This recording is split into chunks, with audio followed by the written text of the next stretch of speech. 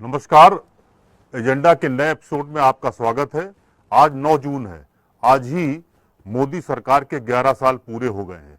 11 साल में मोदी सरकार के कामों को आज हम कसौटी पर तौलेंगे।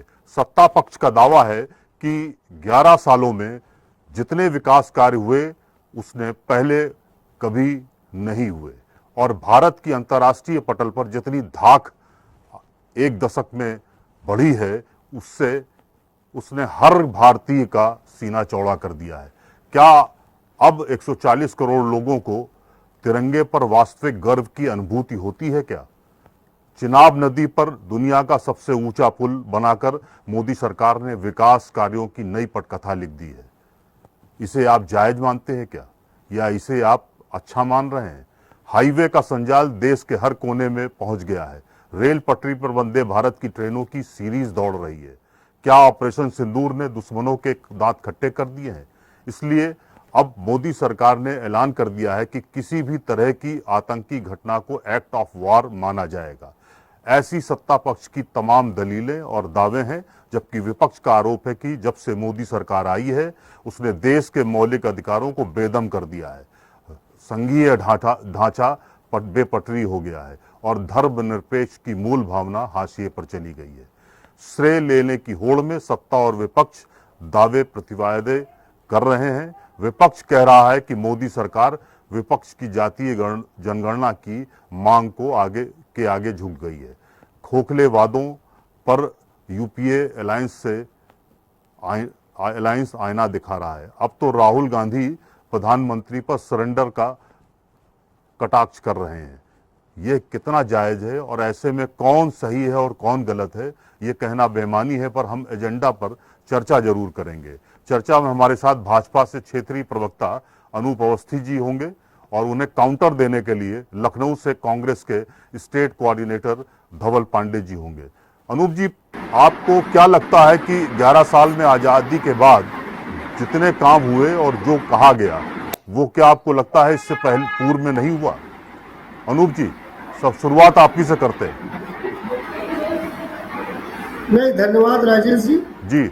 और बहुत अच्छा एजेंडा है और निश्चित तौर पर आज भारतीय जनता पार्टी के नेतृत्व में मोदी सरकार के 11 वर्ष पूर्ण हो रहे हैं और हम बहुत जिम्मेदारी और बड़े फक्र से कह रहे हैं कि जब आज हम 11 वर्ष पर खड़े हैं जी, तो आपने देखा होगा कि भारतवर्ष के अंदर किस तरीके से आमूलचूल परिवर्तन आया है।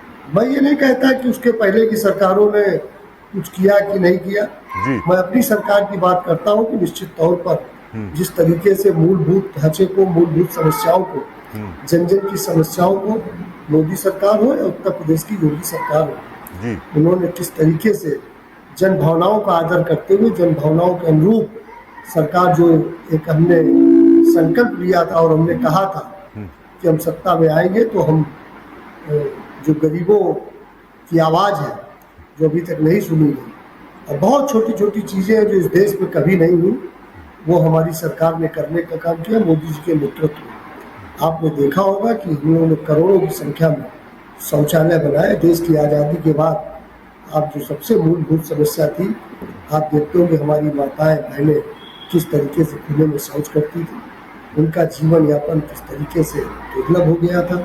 वो इंतजार करती थी सवेरे के सूर्य निकलने से पहले का और शाम को सूर्य ढलने का। सबसे पहले जब हम आपने देखा होगा 2014 में जब मोदी जी के नेतृत्व में सरकार बनी और दिल्ली के लाल किले से शौचालय की घोषणा की गई, तो तमाम विपक्षी दलों ने बड़ा मजाक उड़ाया और मजाक इसलिए उड़ाया था कि आज तक देश को आज़ाद हुए हम अमृत काल की तरफ बढ़ रहे हैं और देश में शौचालय की व्यवस्था नहीं कर पाई थी सरकारें जो तत्कालीन थी। भारतीय जनता पार्टी के नेतृत्व में मोदी जी ने सबसे पहला स्वर्णिम कार्य किया, वो हमारी माताओं बहनों की लाज बचाने के लिए किस तरीके से जो शौचालयों की व्यवस्था की और आज करोड़ों की संख्या में, मतलब कहा जाए बहुत से ऐसे देश हैं जिनकी आबादी कम है लेकिन भारतवर्ष में शौचालयों की संख्या ज्यादा है।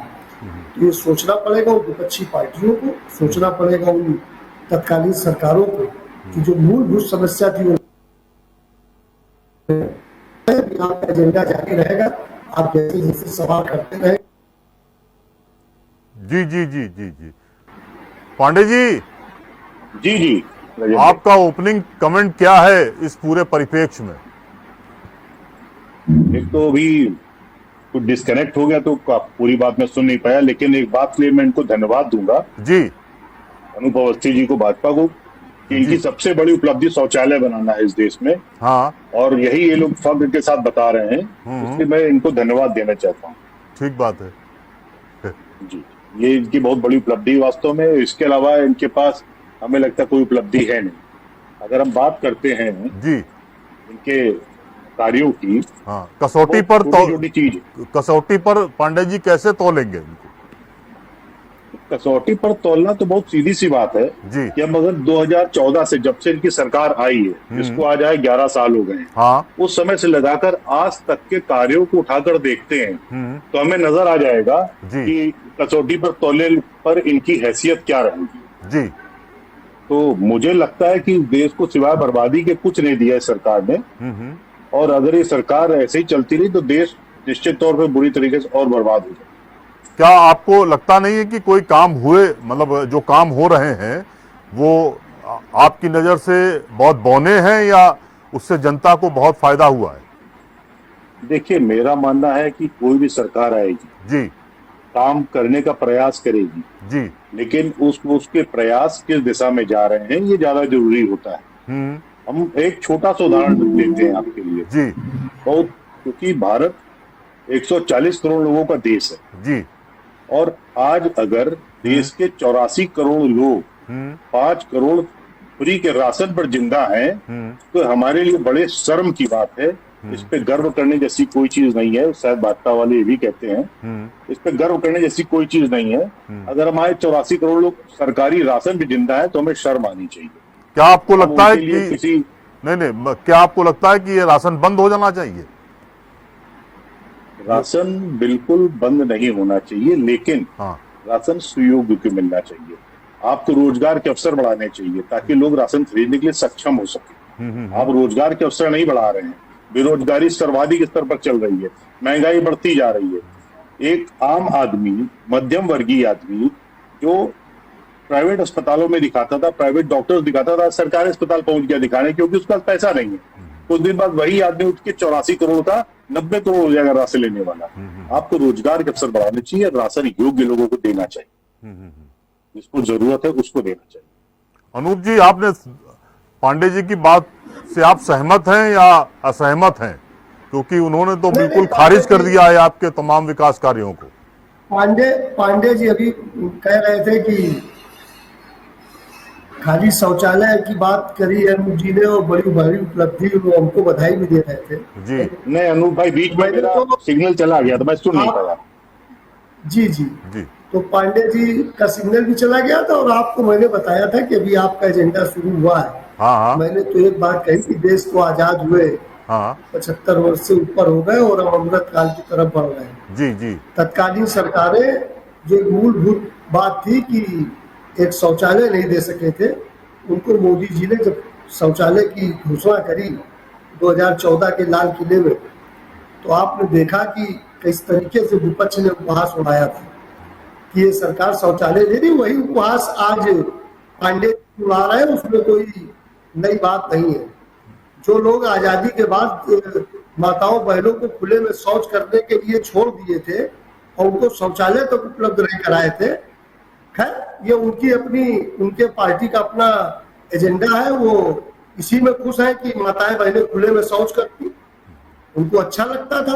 लेकिन हमको अच्छा नहीं लगा, मोदी जी को अच्छा नहीं लगा। मोदी जी ने गरीब परिवार में जन्म लिया था, किसी राजे रजवाड़े में जन्म नहीं लिया था। उनको लगा उनकी भी माँ शौच के लिए जाती होंगी, तभी उनको ये महसूस हुआ होगा। उनके यहाँ कोई शौच बाहर नहीं जाता होगा, लोग राजा रजवाड़े घर से आए थे। तो ये जनता के दर्द को, मन को समझने की इनकी कोई इच्छा नहीं थी और ना ही इन्होंने कभी उसके लिए सोचा। इस देश के अंदर 44 करोड़ लोगों के बैंक खाते नहीं थे राजेश। इस देश के अंदर एम्स नहीं थे, इस देश के अंदर IIT नहीं थे, इस देश के अंदर सड़कें नहीं थी, इस देश के अंदर ऐसे 2 करोड़ 2 लाख गांव थे जहां पर बिजली नहीं थी। ये लोग कुछ नहीं कर पाए।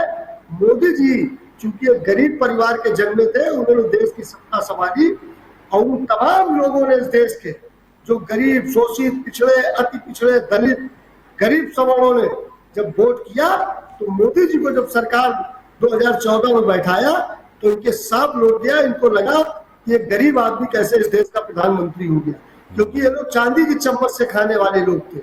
आज जब 11 वर्ष में इस देश को प्रगति पर ले जा रहे हैं, मोदी जी के नेतृत्व में देश प्रगति में जा रहा है। हाईवे का इंफ्रास्ट्रक्चर बनकर खड़ा हुआ है, मेट्रो का इंफ्रास्ट्रक्चर बनकर खड़ा हुआ है, उज्ज्वला योजना के तहत करोड़ों गरीब महिलाओं को सिलेंडर मिला है, तमाम लोगों को मकान मिले, रोजगार मिला है। अभी ये कह रहे थे कि उपहास उड़ा रहे थे गरीबी का, कह रहे थे गरीबी, राशन को ये उपहास की तरह कह रहे थे कि देश के अंदर राशन देश को भूख मिटाने का। अरे साहब, इस देश के अंदर आपने ये गति छोड़ रखी थी। क्या हुआ जब देश आजाद हुआ? आपने कितने, अगर आपने रोजगार दिए होते, आपने संसाधन दिए होते, आपने इंफ्रास्ट्रक्चर इस देश को दिया होता, तो आज मोदी जी को ये सब मूलभूत समस्याओं की तरफ ध्यान न देना पड़ रहा होता। लेकिन हमने मूलभूत समस्याओं पर ध्यान दिया, हमने भारत के इंफ्रास्ट्रक्चर को बढ़ाया, हमने भारत के मान सम्मान स्वाभिमान तो देश नहीं विश्व के अंदर स्थापित करने का काम किया। ये ताकत थी मोदी जी के नेतृत्व में, जो अनवरत जारी है 2014 से लेकर 2019 तक, 19 से लेकर 24 तक। अब 24 के बाद राजेश जी आपने देखा होगा इस देश के अंदर किस तरीके से भारतीय जनता पार्टी के नेतृत्व में मोदी सरकार ने एक एक व्यक्ति, चाहे किसान हो, गरीब हो, पिछड़ा हो, दलित हो, अति दलित हो, किसी भी वर्ग का कोई, हमने कहा कि हमारा नारा है सबका साथ सबका विकास। और जब हम सबका साथ सबका विकास की बात करते हैं तो हम कहते हैं सर्वग्राही, सर्वस्पर्शी, समावेशी, जिसमें सबका सामंजस्य होना चाहिए। इस देश के अंदर महिलाओं पर कितने अत्याचार हुए, महिला सशक्तिकरण करने के लिए मोदी जी ने, आपने देखा हो किस तरीके किसान हत्या करता था साहब। आज किसानों को 6,000 रुपए जब मोदी जी दे रहे हैं, MSP ला रहे हैं, तो आज ये विपक्ष के लोगों को दर्द हो रहा है। ये दर्द सिर्फ इसी बात पे हो रहा है राजेश जी कि इन लोगों ने देश को कंगाल बनाने की सोचा था। और जब देश आजाद हुआ था, देश की आजादी के बाद किस तरीके से धर्म के आधार पर इन्होंने देश का किस तरीके से टुकड़े किए थे, इनके जो पूर्व के लोग थे, और किस तरीके से प्रधानमंत्री बनने के लिए सरदार पटेल जैसे लोगों की इन लोगों ने राजनीतिक हत्या करी थी। ये किसी से छुपा नहीं है, ये चांदी की चम्मच से खाने वाले लोग हैं।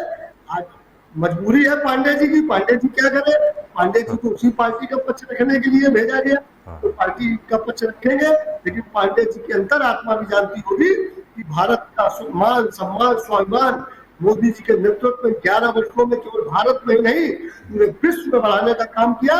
देश पर इंफ्रास्ट्रक्चर डेवलप किए, देश के अंदर रोजगार डेवलप किए, देश के अंदर हर गरीब का कल्याण करने की जो प्रगति, जो जिस ओर हम आगे बढ़ रहे हैं मोदी जी के नेतृत्व में, ये निश्चित तौर पर अमृत काल चल रहा है, विकसित भारत की ओर जा रहा है। जी जी जी। मैं अनूप जी जरा पांडे जी से कुछ काउंटर सवाल का जवाब आपके ले लें। पांडे जी, एक बात तो आप इसी क्या नाम इनका अवस्थी जी के साथ जोड़कर बताना चाहते हैं। चिनाब नदी पर सबसे ऊंचा पुल बनाया गया। उमर अब्दुल्ला ने, अभी ये 2 दिन पहले की घटना है, उमर अब्दुल्ला ने जिस तरह की बात कही, क्या आप उसको लगता नहीं है कि आपको राजनीति की दिशा बदल रही है? पांडे जी, एक विकास कार्य पर धन्यवाद भाई साहब। मैं एक बात पूछना चाहता हूँ आपसे जी। जो चिनाब पर पुल बना है, इस पर काम कब से चल रहा था? किस समय से काम शुरू हुआ? वैसे तो देखा जाए 17 साल से चल रहा है जी। 17 साल से चल रहा, आपकी गवर्नमेंट से चल रहा है जी जी। 17 साल पहले इसका काम, हाँ ठीक है ना, शुरू हुआ 2009 से शुरू हुआ था। और 80% फंड उसका तभी रिलीज कर दिया गया था जब सरकार बनना शुरू, ये काम शुरू हुआ। 80% फंड तभी रिलीज कर दिया गया था जी। तो कोई भी काम, सपोज मैं एक बहुत छोटा सा उदाहरण देता हूँ, हाँ, मैं हूँ या आप हैं या कोई भी है, हाँ, आज हम लोग 6-6 फुट के हो गए हैं। हाँ, तो जब हम लोग पैदा हुए थे 6 फुट के तो नहीं थे। हाँ, हाँ, हम लोग तो 1 फुट के, 2 किलो के, 2.5 किलो के पैदा हुए, धीरे धीरे बड़े हुए। अब आप सभी लोग, तो वैसे भी कोई काम शुरू होता है, सरकार की आदत क्या, श्रेय लेने की। जैसे अटल टनल काम मनमोहन सिंह के समय शुरू हुआ, चिनाब ब्रिज वाला काम जो रेलवे लाइन है पूरी, काम मनमोहन सिंह के समय में शुरू हुआ। निश्चित तौर पर अगर ये काम शुरू हुआ है और आगे तक जा रहा है, अगली सरकार बना रही है जो दूसरे दल की है जी, तो इस पे पूरा श्रेय उस सरकार को लेने का की आदत नहीं होनी चाहिए। मनमोहन सिंह ने क्या किया था, जब अटल बिहारी वाजपेयी जी ने 4 लेन हाईवे बनाए, उत्तर दक्षिण कॉरिडोर, पूर्व पश्चिम, मनमोहन सिंह जी ने उसको 6 लेन करने का काम शुरू किया। तो मनमोहन सिंह जी क्या कहते हैं कि मैंने बनवा दिए पूरे, नहीं कहा उन्होंने। लेकिन ये हर उस काम को जो मनमोहन सिंह छोड़ के गए हैं, जो उनके समय में चल रहा था, उसको पूरा करने का कहते हैं मैंने करा दिया। ये लोग तो ये भी कहते हैं कि जो मंगलयान गया, छोड़ा मनमोहन सिंह के समय में गया था, पहुंचा मोदी के समय में गया, तो मोदी कह रहे मैंने भेज दिया। अरे आप कौन है भाई भेजने वाले? अब मैं दूसरी बात पर आता हूँ। अभी अभी इन्होंने कहा 44 करोड़ जनधन खाते हैं। भैया 78% बंद पड़े हैं खाते आज 44 करोड़ जनधन खातों में। आपने कहा आईआईटी और एम्स नहीं थे, तो भैया आईआईटी और एम्स 1958 में चौथी आईआईटी कानपुर बन गई थी, अनूप जी चौथी आईआईटी कानपुर में बन गई थी, नेहरू जी ने बनवाई थी। आपकी बात भी खारिज हो गई यहाँ पर। आप ये कह रहे हैं 2 लाख गांव को बिजली दी। आपकी जानकारी के लिए बता दूं, इसी सरकार के आंकड़े हैं, जब मोदी सरकार आई थी उसके बाद इन्होंने अंतिम बचे 15,000 गांव में बिजली दी है, जहां पर जिनका विद्युतीकरण हुआ। 2 लाख गांव कहां से हो गए? आपकी ये बात भी खारिज हो गई। अब आप कह रहे हैं कि गरीब घर का बेटा है, वो चांदी चम्मच पैसे लेके पैदा हुए, तो 10 लाख का सूट पहनने वाले, 2 लाख का चश्मा लगाने वाले, 1 लाख का पेन जो रखता हो और 8,500 करोड़ की जो जहाज से घूमता हो, साहब वो गरीब का बेटा है। चलिए मान लेते हैं वो गरीब का बेटा होगा जरूर। अब आप कह रहे हैं पावर प्लांट, मैं आता हूँ पावर प्लांट पर। कानपुर में एक पावर प्लांट बना हुआ है, लौरी मऊ घाटमपुर में। वो पावर प्लांट जो था वो श्री प्रकाश जायसवाल यहाँ पर मौजूदा तत्कालीन सांसद और मनमोहन सिंह की सरकार थी तब दिया गया। तो निश्चित तौर पर आप उसको नकार नहीं सकते। आपने महिला अत्याचार की बात करी, मैं महिला अत्याचार होता है। अभी अभी दिल्ली में एक बलात्कार हुआ, एक पाल समाज की बेटी के साथ बलात्कार हुआ, जिसको लेकर आपके ब्रजेश पाठक जी ने कहा, उन्होंने जाति को जोड़ दिया उससे कि वो ब्राह्मण का आदमी है, उसने सुसाइड कर लिया तो उस पर वो ध्यान दिया जाए। और पाल समाज, अरे जिस बलात्कार हुआ उसके साथ ध्यान देना चाहिए। पहले हाथरस की बेटी का बलात्कार हुआ, आपने क्या किया? आपने रात में 2 बजे उसको पटरे में और मिट्टी तेल डाल के जला दिया। स्वामी चिन्मयानंद पर केस हुआ, लड़के ने 48 वीडियो दिए, वीडियो सबके सामने थे, लेकिन आपने क्या किया? बाद में चिन्मयानंद को जमानत दे दी, उसी पर केस कर दिया। महिला अत्याचार आप लोग कर रहे हैं। अंकिता भंडारी वाले केस पर अगर विपक्ष न चढ़ता तो आप लोग तो सुनने को राजी नहीं है। तो महिला अत्याचार तो आप ही लोग कर रहे हैं। और किसानों की बात आप कर रहे हैं कि किसानों को इतना पैसा दिया आपने। मान्यवर, मैं किसान परिवार से आता हूं, इसलिए मैं बहुत बेहतर तरीके से बता सकता हूं कि जब मनमोहन सरकार गई थी तब मात्र 550 रुपए की डीएपी की बोरी मिलती थी 50 किलो की। आज आपके 1700 रुपए की डीएपी बोरी मिलती 45 किलो की। और आप जो 2000 दे रहे हैं ना, आप एहसान नहीं कर रहे हैं, इधर से ले रहे हैं उधर से दे रहे हैं। डीएपी यूरिया की बोरी आप आ जाइए, 50 किलो की बोरी आती है, आप 40 किलो की बोरी दे रहे हैं। दूसरी बात, आपने कहा कि कांग्रेस ने बंटवारा करा दिया देश का। अरे भाई साहब, सिंध और बंगाल प्रांत में श्यामा प्रसाद मुखर्जी मुस्लिम लीग की सरकार में शामिल थे, फजलुल हक की सरकार में, आपको पता होगा, लेकिन आप नहीं बोलेंगे। भारत छोड़ो आंदोलन का विरोध राष्ट्रीय स्वयंसेवक संघ कर रहा था, आप नहीं बोलेंगे। पटेल साहब की बात क्या करते हैं? पटेल साहब कांग्रेसी थे, कोई भाजपाई तो थे नहीं। पटेल साहब ने इस संघ पर प्रतिबंध लगाया था, और जब नेहरू जी ने प्रतिबंध हटाया तो पटेल साहब ने सबसे ज्यादा विरोध किया था। पटेल तो आपके सबसे बड़े विरोधी थे। आपके पास अपना कोई कहने वाला तो है नहीं, तो आप हमारे महापुरुषों को अपना आप लेना चाहते हैं कि ये कांग्रेसी थे, इनको हम खींच ले अपनी तरफ। आपके पास कुछ नहीं है, क्योंकि श्यामा प्रसाद मुखर्जी मुस्लिम लीग के साथ सरकार बनाए थे, जो देश विभाजन के जिम्मेदार था। और सबसे पहले देश विभाजन की बात धार्मिक आधार पर सावरकर, डॉक्टर गोपीनाथ मुंजे और जिन्ना ने मिलकर करी थी। हिंदू महासभा थे डॉक्टर गोपीनाथ मुंजे। ये मेरा आपसे कहना है कि जरा इस चीज को पढ़ लीजिए पहले।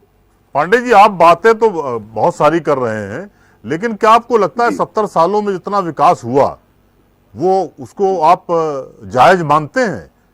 धीमी प्रगति, और कहीं ना कहीं उसमें आपको लगता नहीं है कि कुछ वेस्टेड इंटरेस्ट रहा करता था विकास कार्यों को भी लेकर? उस पर अगर सवाल भाजपा उठा रही है तो इसमें आप क्या मान रहे हैं कि गलत है? देखिए, मैंने एक बात मैंने आपसे पहले की थी। कोई भी जब देश आजाद हुआ तो हमारी क्या स्थिति थी जी, उसको बनाते बनाते समय लगता है। अब हम अगर बात करें, आप डेवलपमेंट की बात कर रहे हैं, जी तो आप ये बताइए, या अनूप भाई तो जानते होंगे, खुद ही समझदार व्यक्ति हैं, बहुत संस्कारी पार्टी से भी हैं। 2014 तक हमारे देश के ऊपर कुल 54 लाख करोड़ का कर्ज था। पिछले 11 साल में ऐसा क्या हुआ कि 205 लाख करोड़ का कर्ज हो गया हम लोगों पर? भाई अब विकास किससे हो रहा है? क्या कर्ज लेके विकास होगा या जीपीपी के शरीर को मजबूत किया जाएगा? दूसरी बात, हम आप सभी आम आदमी हैं, हम लोग के साथ टैक्स जिहाद किया जा रहा है। जी, जीएसटी देके टोल टैक्स को लेते हैं। जी मैं बताता हूं, टोल टैक्स को लेते हैं। 2024 तक, मार्च 2024 तक के आंकड़े थे, प्रतिदिन 200 करोड़ रुपए टोल टैक्स पूरे भारत में इकट्ठा होता था। मतलब अगर आप महीने पे ले जाए तो 6000 करोड़ और साल के 72,000 करोड़ रुपए का टोल इकट्ठा होता था। मैं एक रोड की बात करता हूं, आप अगर यहां से झांसी जाते हैं लखनऊ से, एक टोल प्लाजा पड़ता है 12 जोड़। 12 जोड़ टोल प्लाजा पर पिछले 5 साल से, या बोले 10 साल से, हर साल 5 से 10% टोल टैक्स बढ़ाया जा रहा है। जबकि उस सड़क की जो कुल लागत थी 6 लेन करने के बाद भी वो भी पूरी निकल आई है। तो सरकार टैक्स क्यों बढ़ा रही है? इन्हीं की पार्टी के सांसद थे, वो बोले थे अगर इसका टोल टैक्स में माफ नहीं करा पाए तो मैं त्याग पत्र दे दूंगा। क्या उन्होंने त्याग पत्र दिया या टोल टैक्स माफ करा पाए? आप क्यों टोल टैक्स बढ़ा रहे हैं? दूसरा टैक्स पर आते, जीएसटी पर। जीएसटी पर आपने क्या किया भैया? हम सब लोग अपने स्वास्थ्य के लिए कुछ बीमा लेते हैं या अलग अलग चीजों के लिए, तमाम जो हमारा आता है, हेल्थ का हो गया, गाड़ी का हो गया, या और तमाम प्रीमियम पॉलिसी के प्रीमियम्स हो गए, उस पर हमसे कितना पैसा लिया जा रहा है? अगर मैं 10,000 रुपए का प्रीमियम देता हूं तो मैं 18% जीएसटी देता हूं सरकार को। मतलब मैं अपने स्वास्थ्य के लिए पैसा दे रहा हूं, उसके लिए सरकार को टैक्स दूं मैं। 18% जीएसटी ले रही है। क्या भाजपा को नहीं लगता कि हम ये गलत कर रहे हैं? पांडे जी, अभी अनूप जी से आपके तमाम सवालों के जवाब ले लेते हैं और फिर आपके पास दोबारा आते हैं। मैं एक बात और मैं बोल देता हूँ जी। बहुत फख्र से लोग बताते हैं कि इस क्वार्टर का जीएसटी कलेक्शन 2 लाख करोड़ के पार हो गया। हाँ, कि जनता अपना पेट काट काट कर पैसा दे रही है और आप खुशियां मना रहे हैं कि टैक्स पार हो गया, और कर्ज भी लेते जा रहे हैं देश से। हर साल 15 से 20 लाख करोड़ कर्ज भारत पर बढ़ रहा है इस सरकार में, जो पिछले 47 से लेकर 14 तक मात्र 54 लाख करोड़ था, 205 लाख करोड़ है। सर इनको जवाब देना चाहिए कि कर्ज का पैसा कहां जा रहा है, विदेशी कर्ज का। अनूप जी, पांडे जी ने बहुत सारे सवाल उठाए हैं आपके 11 सालों के कार्यों पे या आपके 11 सालों के कामों पर। नहीं, ये 11 सालों पे सवाल नहीं उठाए हैं। इन्होंने जो बात कही मैं उसका जवाब दूंगा जी। इन्होंने शुरुआत करी कि साहब जो जनधन अकाउंट है वो बंद पड़े हैं। तो अगर बंद पड़े हैं तो देश के करोड़ों लोगों के पास डीबीटी के माध्यम से जो पैसे पहुंच रहे हैं वो हमें लगता है कि पांडे जी की कांग्रेस में जा रहे हैं। अगर उनके खाते में नहीं पहुंच रहे हैं, खाते बंद पड़े, ऐसा है राजेश जी। जी जी जी, हाँ, आप कंटिन्यू करिए अवस्थी जी। इन्होंने तमाम बातें कही। इन्होंने कहा कि साहब वो ये महिलाओं पर ये शोषण हुआ, एक भी एम्पावरमेंट का, वुमेन पावरमेंट का एक भी काम इनकी सरकार ने नहीं किया। आपने देखा होगा किस तरीके से महिलाओं के सशक्तिकरण के लिए, चाहे वो 33% आरक्षण से लेकर के और किस तरीके से उनको सेना से लेकर के, अभी ताजा उदाहरण है कि हमने जो वुमेन्स पावर को बढ़ाया है। आपने देखा होगा बेबिका सिंह, सोफिया कुरैशी ने दुश्मन देश की किस तरीके छक्के उड़ाए। तो ये तो वो लोग हैं, ये सदा ये वीर सावरकर को राहुल गांधी जी कहते हैं एक मंच पे महाराष्ट्र के अंदर कि मैं सावरकर नहीं हो सकता। अरे साहब, आप सावरकर हो भी नहीं सकते। सावरकर का त्याग, तपस्या, बलिदान आपने कभी सीखा ही नहीं। आपको इंफ्रास्ट्रक्चर देश का ही नहीं मालूम, आपको देश की संस्कृति नहीं मालूम, आपको देश की विरासत नहीं मालूम, आपको अपनी जाति नहीं मालूम। अगर पांडे जी आज इस चैनल पे आपके बता दें कि राहुल गांधी की जात क्या है, तो मैं अभी डिबेट से कुछ कर जाऊंगा। ये जात नहीं बता सकते क्योंकि उनकी जात पर ही बहुत झोला है। वो कभी जनेऊ पहन के ब्राह्मण एक्चुअली है क्या, मैं बहुत जिम्मेदारी से कह रहा हूँ, बहुत प्रामाणिकता से कह रहा हूँ कि राहुल गांधी जी के जो बाबा हैं जी, ये कभी उनकी जो मजार इलाहाबाद में बनी है, जो उनकी कब्र बनी है, उस पे फूल चढ़ाने कभी नहीं गए। जिसका नाम फिरोज खान है, उसको इन्होंने गांधी लगा दिया। तो इस देश के अंदर जब इन्होंने इस तरीके की बातचीत शुरू की है, तो माफ करिएगा, हम भी डिबेट को तरफ ले जा रहे हैं। ये जो आजादी की लड़ाई के दम भरने वाले लोग हैं, इन्होंने क्या किया चंद्रशेखर आजाद के साथ, इन्होंने क्या किया जितने भी हमारे क्रांतिकारी वीर थे उनके साथ क्या किया। अभी ये सरदार पटेल की बात कर रहे थे, सरदार पटेल को इन लोगों ने किस तरीके से जब वो जीत रहे थे उनको पदच्युत करके और जवाहरलाल नेहरू को बनाया। ये पूरे इनकी जो पूरी डीएनए है ना साहब, उस डीएनए में ही खोट है। और यही कारण है कि कांग्रेस के लोग इस समय आप देखते होंगे किस तरीके से एक तरफ कहते हैं कि हम सरकार के साथ खड़े हैं, युद्ध करिए, और दूसरी तरफ कह रहे हैं कि सेशन बुलाइए। साहब सेशन इसलिए बुलाइए क्योंकि सारी जानकारी पाकिस्तान को पहुंच जाए। ये वो लोग हैं, ये देख के मैं तो बहुत जिम्मेदारी से कह रहा हूँ। अभी केवल हम अपनी बात को रोक देंगे। पांडे जी हमारे जो मित्र हैं वो केवल ये बता दें कि राहुल गांधी के पर बाबा का नाम क्या, राहुल गांधी का जो पूरा पूछते हैं उसको बता दे। अभी मैं मान जाऊंगा ये सावरकर के लिए, पटेल के लिए, और जितनी भी बातें कर रहे हैं सब सही बोल रहे हैं। अनूप जी, लेकिन पांडे जी से पूछ रहे कि राहुल गांधी की जात बता दीजिए, नहीं कि राहुल गांधी की जात क्या है, अब है क्या? अभी तक ये जाति जनगणना कराए नहीं। मैं बता देता हूँ आपको जी। नहीं पूरी बात हो जानी जी जी जी पूरी बात हो जानी चाहिए। बता देने दीजिए राजेश जी। नहीं राजेश जी इनको बता दे। नहीं एक बात अनूप जी, अगर जाति की बात है राहुल गांधी जी के, तो जातीय जनगणना क्या की मांग तो राहुल गांधी लंबे समय से कर रहे हैं, 2024 के पहले से कर रहे हैं। तो मोदी जी ने उसकी मांग, वो मांग मान क्यों ली? राजेश जी जाति जनगणना हर 10 साल में होती थी। देश की आजादी के बाद से जाति जनगणना कभी पूरी तौर पर नहीं, कभी नहीं हुई, पहली बार हो रही है। जनगणना नहीं। हाँ। अरे आप मेरी बात सुनिए। जाति जनगणना इन लोगों ने कभी नहीं करी, इन लोगों ने कभी नहीं करी। 2011 में तो 2013 में आपको पता होगा पूरी जाति जनगणना इनके पास आ गई थी। इन्होंने आखिरी समय में उसको रोक दिया। क्यों रोक दिया? और केवल इसी रोक दिया। अब ये जो मांग कर रहा है, अब ये तो अपना ढोल पीट रहा है कि जाति जनगणना साहब हमने करी। अच्छा, जाति जनगणना मोदी जी राजी हो गए, अब तो राहुल गांधी की जाति पता ही लग जाएगी। अगर पांडे जी नहीं भी बताएंगे तो भी राहुल गांधी की जात पता लग जाएगी, राहुल गांधी की जात क्या है। ठीक बात है पांडे जी। हाँ, मैं जवाब देता हूं। भाई भाजपा कह रहे कि हमें राहुल गांधी जी की जाति का पता लगाना चाहिए और खुलासा होना चाहिए। पहले मैं ये कहता हूं जी कि इनको थोड़ा सा पढ़ा लिखा होना चाहिए। मुझे लगता है कि शायद इनकी पढ़ाई में कुछ कमी रह गई है। जी। होमी जहांगीर बाबा, मैं आपसे पूछता हूँ भाई, होमी जहांगीर बाबा किस धर्म के थे? जी।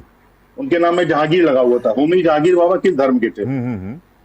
अरे आप जो अपना सवाल किया पहले उसका जवाब दे दीजिए। नहीं आप उसको जलेबी मत बनाइए, आप जलेबी मत बनाइए। मैं सब जवाब दूंगा, जलेबी मत बनाइए, सीधे मुद्दे पे आइए। आपने बताइए कि राहुल गांधी के और बाबा का। हाँ Pandey ji, carry on carry on. हाँ पांडे जी, जब होमी जहांगीर भारत के बहुत बड़े साइंटिस्ट थे, हाँ सभी जानते हैं। हाँ। लेकिन ये लोग नहीं जानते, मानते होंगे, इनको पता नहीं होगा क्योंकि शायद शिक्षा का अभाव रहा होगा। फिरोज जहांगीर घंटी नाम था उनका, फिरोज खान नाम नहीं था। और अगर मैं गलत होऊंगा, मैं कांग्रेस से इस्तीफा दूंगा। आप भी गूगल कर लीजिए अभी राजेश जी, अभी इनसे गूगल करा लीजिए कि फिरोज खान की मजार इलाहाबाद में बनी है कि नहीं बनी है। अभी गूगल करा लीजिए इनसे। मजार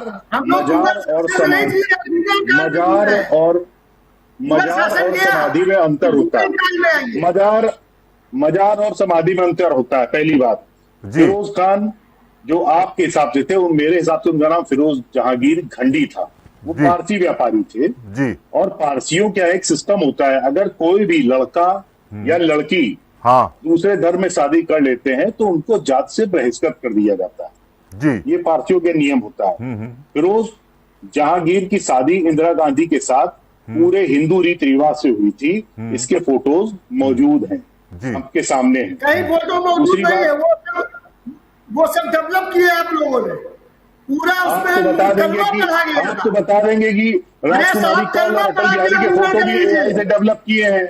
आप तो बताओ अगर राजकुमारी कॉल और अटल बिहारी के फोटो भी एआई से डेवलप किए हैं। आप तो अरे बताओगे भाई कि आप बलराज बदौर ने आप जो पांडे जी बलराज गूगल ज्ञान बदौर में ने थोड़ी जो चीज लिखा, है, आप बलराज गूगल ज्ञान बदौर में ने जी जो रहे जिंदगी हैं, का आप सफर उसको पार्ट गूगल 3 में में लीजिए लिखा, अभी। वो भी आपने बताओगे कि उसमें मेरे पास तो किताब रखी है, आप लोगों ने बैन कर दी जब अटल बिहारी वाजपेयी की सरकार आई। मेरे नहीं मुझसे ले लीजिएगा नहीं किताब। नहीं तो पांडे जी, क्या राहुल गांधी जी ने अगर हिंदू रीति रिवाज से शादी की, मतलब आपका कहना है कि फिरोज गांधी जी ने हिंदू रीति रिवाज से शादी की, जी तो फिर जी मतलब हमारे यहाँ जो जो मैथोलॉजी है और जो हिंदुस्तान की जी परंपरा रही है और जो संस्कृति है, उसमें तो पिता से सब कुछ होता है, माँ से कुछ नहीं होता है ना। सब कुछ बिल्कुल जो ठीक बात, नीचे की मैं एक्सेप्ट कर रहा हूँ। आने भावी पीढ़ियां हैं, तो उसी पिता से ही तो गवर्न होती हैं। जी पांडे जी। बिल्कुल पिता से गवर्न होती है, जी बिल्कुल सही कह रहा है जी कि ये पिता से गवर्न होती है। जी क्योंकि फिरोज गांधी जी जो घंडी से और स्पेलिंग चूंकि मिलती होती है, और शादी के समय महात्मा गांधी ने कहा कि इंदिरा को मैं अपनी मानस पुत्री मानता हूँ, मैं अपना नाम देता हूँ, जी इसलिए वो गांधी हो गए, घंडी से गांधी कहे जाने लगे। जी तो उनके बेटे राजीव गांधी, अगर आप कहेंगे उस टर्म में कि अगर वो धर्म से निकाले नहीं गए तो पारसी थे, और आप मानते हैं हिंदू रीति रिवाज से शादी हुई, इसका मतलब हिंदू धर्म में शामिल हुए, जाहिर सी बात हुई। इंदिरा गांधी से उनकी शादी हुई तो हिंदू रीति रिवाज से राजीव गांधी भी हिंदू हुए, उनके बच्चे राहुल गांधी भी हिंदू हुए। अब अगर ये इतनी बात करते हैं कि उनकी जाति क्या है, मैं इनसे पूर्व विदेश मंत्री की पत्नी जापानी है, उनके दो बच्चे, उनकी जाति क्या है, क्या जवाब दे पाएंगे? ये नहीं, अब तो जवाब नहीं दे पाएंगे क्योंकि इनको नहीं पता है। नहीं, अब तो जापानी का मतलब ही नहीं, अब तो जयशंकर के नाम से सारी चीजें चलेंगी ना। आप केवल एक चीज वही मैं बता कह रहा दीजिए हूँ, पांडे, वही बात मैं कह रहा हूँ, पूछा हूँ, राहुल वही बात गांधी मैं की कह रहा हूँ। जात क्या है, हिंदू है कि नहीं है? राहुल गांधी हिंदू हैं, आपको मैं क्यों बताता फिर राहुल गांधी कैसे हिंदू है, वही बता दीजिए, वही तो देश जानना चाह रहा है। मैं पूछ रहा हूँ क्या मोदी हिंदू है? नहीं है, मैं कहता हूँ मोदी हिंदू है। मंच पे खड़े होकर कहा मैं पठान का बच्चा है, पठान आप का बच्चा हिंदू है, हूँ। आप हिंदू है, हम हिंदू है, राजेश जी एंकरिंग कर रहे हिंदू है। मैं इनके सनातनी हूँ, बाबा मैं हिंदू नहीं द्विवेदी हूँ, थे, मैं सनातन आपके धर्म का बाबा हूँ। पाड़े थे, हमारे बाबा अवस्थी थे। हाँ, मैं सनातन धर्म का हूँ। हिंदू टर्म तो ब्रिटिशर्स ने दिया है, हिंदू टर्म अपने यहाँ होता नहीं था, सनातन धर्मी होते थे। हिंदू टर्म अच्छा, ब्रिटिशर्स सनातन ने की दिया है। परंपरा क्या है? अच्छा चलिए सनातन पे आ परंपरा पे मत जाइए, आइए, सनातन की राजनीतिक बहस चल परंपरा रही क्या है है। पाड़े जी? सुनिए राजेंद्र भाई, इनकी एक बात को मैंने जवाब दे दिया। दूसरी बात ये कह रहे हैं महिलाओं पर अत्याचार, जी नहीं, सनातन की परंपरा बता दीजिए, चलिए वहीं से कांग्रेस उसी से ने बनाया डिफाइन था। कर दीजिए दूसरी राहुल गांधी बात, को। अभी मैं कानपुर गया ये था, सनातन अभी को मैं गाली कानपुर मत गया राहुल था जब गांधी जी। मोदी जी आने को थे। जी सुन लीजिए अनूप राजेश जी, जी सोफिया पांडे जी, कुरैशी पांडे और जी, एक व्योमिका मिनट। सिंह, राहुल गांधी मैंने को गाली मत बीच दे में सनातन को। कोई गाली नहीं बकता सनातन को, कोई राहुल गांधी कभी गाली नहीं बकती। अरे आप उन्होंने फर्जी आरोप शक्ति लगा का रहे हैं। अपमान किया, अभी भी नहीं किया खुलेआम। नहीं किया, उन्होंने आप हिंदू का फर्जी बोल अपमान रहे हैं। किया।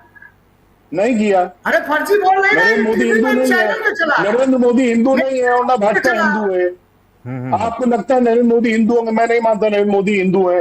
हिंदू धर्म नहीं नहीं, नरेंद्र आप मोदी। नाराज न दूसरी होइए। बात, नहीं नहीं, मोदी जी नहीं, पांडे जी, मोदी जी तो नवरात्रों में व्रत रहते हैं, वो भी नींबू पानी के सहारे, मतलब वो खाते पीते भी नहीं है। तो क्या बहुत अच्छी बात है। आज क्या इसीलिए मोदी उसमें जी फिट के है। हिंदू होने पर भी कोई सवाल उठाया जा रहा है या कांग्रेस द्वारा? नहीं, मोदी जी के हिंदू नहीं, राहुल गांधी का व्रत तो मैं ये था कह रहा नहीं। हूँ, मोदी जी हिंदू धर्म में नहीं है, धर्म अलग है। मोदी जी अलग है, उसके अनुयायी हो सकते हैं, मैं भी अनुयायी हूँ, मोदी जी भी अनुयायी हैं, अनूप जी भी अनुयायी हैं, इनके बाबा भी अवस्थी थे, हाँ, वो भी अनुयायी है। लेकिन राहुल गांधी ने कहा कि मोदी जी हिंदू धर्म नहीं है।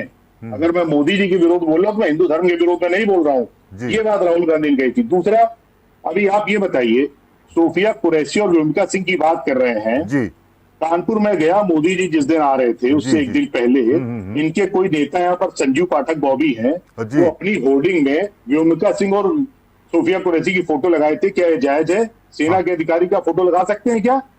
वो भी तो नौकरी कर रही है। नहीं, सेना का मनोबल नहीं लगा बढ़ाने सकते के लिए आप। लगाई गई। नहीं, सेना का मनोबल बढ़ाने के लिए लगाई गई। सेना को ये प्रोत्साहित मनोबल करने के लिए बढ़ाने बनाई नहीं है। गई। सुनिए, सेना के शौर्य को जनता जाने इसलिए लगाई गई।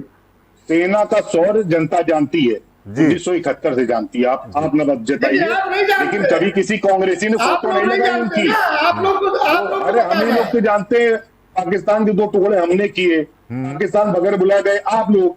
अरे आपने कुछ नहीं किया, आप तो सैनिक भी वापस नहीं ला पाए साहब। पठानकोट आप तो हमले के सैनिक भी बाद वापस नहीं ला पाए पांडे जी।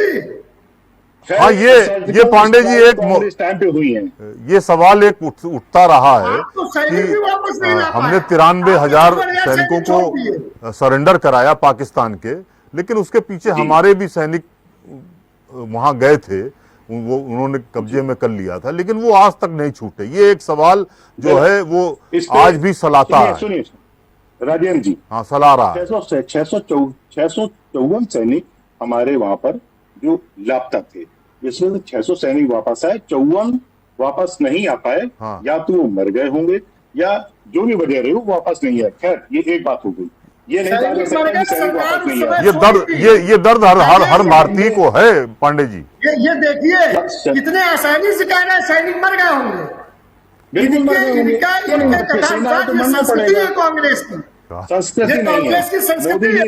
मोदी जी के मंत्री ने कहा था, सुनिए अवस्थी जी, मोदी जी के मंत्री ने कहा था सेना में है तो मरेंगे ही। या आपके भाजपा सरकार के मंत्री, केंद्रीय मंत्री ने कहा, आप भूल गए, आपको आपकी संस्कृति है। मैं बता रहा हूँ 54 सैनिक लापता थी, 71-70 काफी समय बीत गया, गंगा में काफी पानी बह गया। जी जी जी। दूसरी बात, आप एक बात कर रहे हैं कि सावरकर वाली बात राहुल गांधी ने कही जी। आप अवस्थी जी मुझे एक बहुत सिंपल सा बात बताइएगा।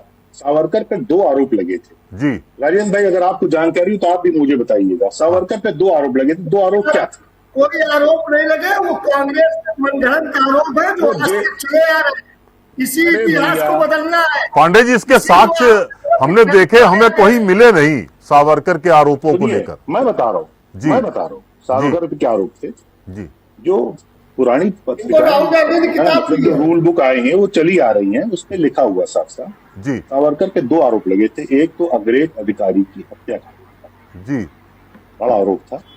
दूसरा आरोप था एक बलात्कार का।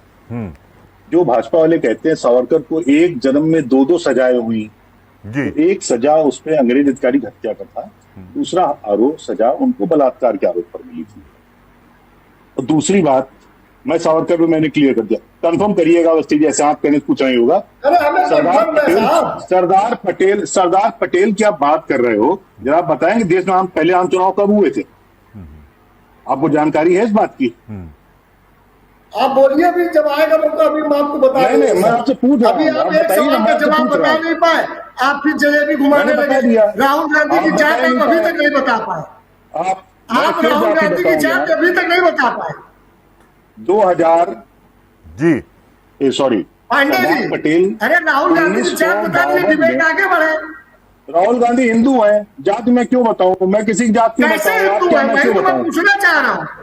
तो फिर पांडे जी एक सवाल ये है कि अब राहुल गांधी ने जाति गणना कराने पर जो मांग रखी थी वो मान ली गई, ठीक है ना? अब मान ली गई, लेकिन वो जाति नहीं बता सकते। एक सवाल, ये जातीय गणना पर इतना एम्फेसिस राहुल गांधी जी क्यों दे रहे थे? क्या आपको लगता है कि जिसकी जितनी आबादी उसको उतना फायदा मिले, इस आधार पर राहुल गांधी जी पैरवी कर रहे हैं जातीय गणना की, या इसके पीछे का कोई और मंतव्य आप देख रहे हैं? कांग्रेस इसके पीछे के और कोई मंतव्य लेके पहुंच रही है क्या? देखिए, देश में जो अभी आरक्षण की व्यवस्था चल रही है जी, जो ओबीसी या दलित को जो भी आरक्षण दिया जा रहा है जी, उस पे एक बहुत सीधी सी लाइन है जी, कि जो आरक्षण की सही उपयोग है वो अभी सही इंसान तक नहीं पहुंच पा रहा है। हाँ, कई लोग पीढ़ी दर पीढ़ी आरक्षण का लाभ लेते आ रहे हैं। हाँ, कांग्रेस की मुख्य मंशा ये है कि जिस व्यक्ति को आरक्षण का लाभ मिल चुका हो, जी, जो लोग अच्छे पदों पर जा चुके हों, उनके बच्चे जो सक्षम हो आर्थिक रूप से भी और सामाजिक रूप से भी, उनको आरक्षण के दायरे से मुक्त किया जाए। ये मैं अपने मंच से कह रहा हूँ। मुक्त कैसे किया जाएगा? जब आप उनकी सारी चीजें बताएंगे। 6.5 लाख रुपए जब यहाँ पर क्रीमी लेयर थी ओबीसी की, सरकार ने बढ़ा के 8 लाख कर दी। मैं पूछना चाहता हूँ एक बात कि क्या पीढ़ी दर पीढ़ी आरक्षण क्या किसी के नजर में ठीक है? क्या टीना डाबी जो वो बनी थी, आईएएस बनी थी, उसके माँ बाप दोनों क्लास 1 अफसर थे, उसको आरक्षण का लाभ मिला, वो बनी। एक जो गरीब व्यक्ति मेरे घर के पास रहते हैं, दलित समुदाय से आते हैं, अगर वो पढ़ाई में उनके ढंग से सक्षम नहीं है, क्या उनको आरक्षण का लाभ नहीं मिलना चाहिए? इसलिए जातिगत जनगणना की बात हो रही है कि मैं सारी जातियों को आरक्षण दूंगा और उसका वर्गीकरण करूंगा कि अगर ये दलित बिरादरी के हैं तो इसमें कितने भानुक में है, कितने क्या जो भी जातियां होती हैं, उसमें वर्गीकरण करूंगा। तो क्या आरक्षण सीमा बढ़ाने की भी तैयारी हो रही है? क्या ऐसी मंशा क्या कांग्रेस की है? बिल्कुल आरक्षण सीमा बढ़ाई जा सकती है। जो बहुत बड़ा वर्ग है जिसको अभी आज तक आरक्षण लाभ नहीं मिला, अगर पूरे सही तरीके से आरक्षण का लाभ लोगों को मिला होता, निश्चित तौर पर मैं मानता हूं। लेकिन पांडे जी एक एपिसोड में हमने ये तमाम विशेषज्ञों से बात की थी और उनका ये दावा था कि जो आरक्षण है, ओबीसी जो की 27% ओबीसी आरक्षण मिलना चाहिए, और वास्तव में सरकारी नौकरियों में ओबीसी का 27 नहीं 57% आरक्षण उनको मिल रहा है। वो जनरल कोटे में भी जाके नौकरी कर रहे हैं। तो क्या आप इसे जायज मानते हैं? आप खुद ही कह रहे हैं कि यादव और कुर्मी इनको बहुत आरक्षण मिल गया है। क्या अखिलेश यादव जी के बच्चों को आरक्षण मिलना चाहिए? क्रीमी लेयर की बात तो आप कह रहे हैं, तो इस पर तो सवाल है। लेकिन क्या कांग्रेस आरक्षण सीमा बढ़ाने की पैरवी करने जा रही है ताकि अपर क्लास हाशिए पर चला जाए? नहीं, मैं बता रहा हूँ जी। अपर क्लास की भी कई जातियां हैं। अगर कांग्रेस ने जातिगत आरक्षण की बात करी है तो अपर क्लास में भी कई जातियां हैं जी। उन्होंने कहा जितनी जिसकी हिस्सेदारी उसकी उतनी भागीदारी, मतलब आप उन लोगों को भी आरक्षण दीजिए जो आर्थिक रूप से निर्बल है। उसमें मैटर यही जाएगा। होगा क्या? आरक्षण की सीमा बढ़ेगी लेकिन साथ में क्रीमी लेयर की सीमा घटेगी, या क्रीमी लेयर एक तय करी जाएगी कि जो आरक्षण का लाभ ले चुके हैं और इस आमदनी से ऊपर निकल चुके हैं उनको आरक्षण का लाभ ना दिया जाए। ये क्या संविधान के खिलाफ नहीं है? 50% आरक्षण के बाद एक सीमा तय की गई संविधान द्वारा, क्या उसको बढ़ा देने पर संसद क्या मतलब संविधान को भी किनारे कर देगी? आपको लगता है ऐसा? लेकिन नहीं, मैं फिर आपसे वही बात कह रहा हूँ जी कि जो भी क्रीमी लेयर है, क्रीमी लेयर तय करी जाएगी और आरक्षण का लाभ बार बार पीढ़ी दर पीढ़ी नहीं दिया जाएगा। निश्चित तौर पर आरक्षण धीरे धीरे कम होगा। जो हम पीढ़ी दर पीढ़ी आरक्षण का लाभ दे रहे हैं, और आप देखिए एक ही परिवार कई तरह के आरक्षण लेता चला आ रहा है, लेकिन कई ऐसे परिवार है जिनको आरक्षण का लाभ नहीं मिल रहा है। जो धोबी का बच्चा है वो धोबीगिरी करता चला जा रहा है। अरे उसको भी तो आरक्षण चाहिए, उसको आरक्षण लाभ नहीं मिलना चाहिए क्या? या इंजीनियर का बेटा या इंजीनियर का जो बेटा बेटी जो भी बच्चे हैं वही आरक्षण के लाभ लेने लायक है। सबको मिलना चाहिए और जो जरूरतमंद है उसको मिलना चाहिए, ऐसा मेरा मानना, और ऐसा मेरी कांग्रेस पार्टी का भी मानना भविष्य में यही होगा। ठीक बात है। अनूप जी आपके पास आना चाहेंगे। अनूप जी, विपक्ष में केवल राहुल गांधी है, ऐसा ये नैरेटिव सामने आ रहा है, और राहुल गांधी के अलावा और कोई विपक्ष का ऐसा कोई नेता नहीं है जो मोदी जी से सीधी टक्कर ले सके। तो ये माना जाता है कि राहुल गांधी ने सारे विपक्ष को, जो और नेता हैं, उनको कुंद कर दिया है अपने आगे। क्या आप इससे सहमत हैं? ये एक आरोप भी पब्लिक का है। जी देखिए, राहुल गांधी जी, मैंने बार बार एक बात कही जी कि ये चांदी के चम्मच लेकर पैदा हुए लोग हैं। इनको देश में सत्ता चाहिए, इनको अपने राजा बने रहने का शौक है। यही कारण है कि आप देखते होंगे कभी ये आजकल ये सपा से भी इनकी दूरी हो गई है। ये किसी के साथ अलायंस भी नहीं कर पाते हैं। उसका कारण ये है कि ये अपने को न ये हिंदू है, न मुस्लिम है, न फारसी है, क्या है नहीं पता, लेकिन ये अपने को सुपर सीट देश में साबित करना चाहते हैं। इनकी भाषा आप देखिए, किस तरीके से प्रधानमंत्री जी का नाम लेते हैं, किस तरीके से आप गृह मंत्री का नाम लेते हैं, किस तरीके से आप रक्षा मंत्री का नाम लेते हैं, किस तरीके से आप विदेश मंत्री का नाम लेते हैं। ये बात वही करेगा राजेश जी, जैसे हमारे अंदर कोई दम हो तो हम आपको राजेश जी नहीं कहेंगे, कहेंगे राजेश, कहेंगे पाड़े। अरे जी हमारे बैठे, इनको भी कहेंगे पाड़े। तो ये इतना दम है, इतना अहंकार है, इस अहंकार में इतना चूर है कि वो अपने को ही सर्वमान्य नेता मानते हैं। जबकि सही बात तो ये है, आपने देखा होगा कि 2014 से देखा, फिर 2019 में देखा कि विपक्ष में नेता बनने की स्थिति में नहीं थे, और अब की तो ये सूत्र मनावे कि इन्होंने जो एक नैरेटिव चलाया और जिस तरीके से आपने देखा होगा विदेशों से इनको फंडिंग हुई और वो पैसा यहाँ पे आया हिंदुस्तान के अंदर, और किस तरीके से नैरेटिव बढ़ा गया, संविधान खतरे में है, ठकाठक 8,500 रुपए ट्रांसफर हो जाएगा। इस देश की जनता को बेवकूफ बनाकर इन लोगों ने एक प्रोपेगेंडा चलाया, एक नैरेटिव तैयार करा, उस पे भी ये 100 नहीं क्रॉस कर पाए, ये 99 ही क्रॉस करे। और विडंबना देखिए कि 245 सीटों वाले भारतीय जनता पार्टी को ये कहते हैं कि साहब ये बहुमत में नहीं आए, ये 290 हमारा अलायंस था, पहले से अलायंस था, उसकी सीटें 293 है, लेकिन ये 99 वाले लोग जो 100 भी पूरा नहीं कर पाए और अपने को सुपर सीट साबित करते हैं। यही कारण है राजेश जी। और देखिएगा अभी ये किस तरीके से ये जो ज्वाइंट जो सेशन की मांग कर रहा है, 21 तारीख को मानसून सत्र अनाउंस है, उसके बाद भी इनके सारे प्रवक्ता जो टीवी चैनलों पर जा रहे हैं वो कह रहे हैं साहब सत्र बुलाइए, सत्र बुलाइए। अरे साहब जब ऑपरेशन अभी खत्म ही नहीं हुआ है, सेना ने कहा है कि ऑपरेशन खत्म नहीं हुआ, मोदी जी नहीं कहा, सेना कह रही है कि अभी ऑपरेशन सिंदूर जारी है। अब जब इतना बड़ा कोई ऑपरेशन जारी है और हाउस ऑफ द फ्लोर अगर राजेश जी डिस्कस करें, और वो बातें क्यों डिस्कस कराना चाहते हैं, मैंने शुरुआत में ही कहा था, ये डिस्कस इसलिए कराना चाहते हैं कि उसकी सारी जानकारी विदेश में पाकिस्तान मुल्क पे पहुंच जाए। और ये करते क्या रहे, ये विदेश जाते हैं, भारत के लोकतंत्र का उपहास उड़ाते हैं, ये कहीं भी जाते हैं भारत विरोधी बातें करते हैं। उसका कारण है, मैंने इसीलिए बार बार कहा कि इनको अपनी जाति बतानी पड़ेगी। तो वो जी कह रहे सनातन है, अरे भाई सनातन में आप एक चीज बता दीजिए, चलिए डिबेट अब खत्म होने वाली है, क्या कभी ये कोई तस्वीर दिखा सकते हैं?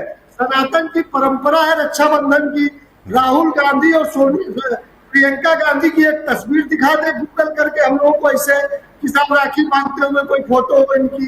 तो ये सब फर्जी लोग हैं, ये इस देश के अंदर किसी तरीके से मकर जाल करके, अब बेचारे हमारे पांडे जी क्या करें, वो अंदर से तो हाथ धर के मुंह मसोक रहे हैं, करें क्या क्यों, लेकिन उनको पक्ष रखना है कांग्रेस का, हम उनकी चिंता समझते हैं। ये यही दिखा दे, सनातन संस्कृति की बात पांडे जी ने की, रक्षाबंधन का कोई वो दिखा दे फोटो, गूगल कर ले, गूगल में तो आजकल सब कुछ आ जाता है, दिखा दे भाई, कोई मुगल काल में थोड़ी जी रहा है, गूगल काल में जी रहा है।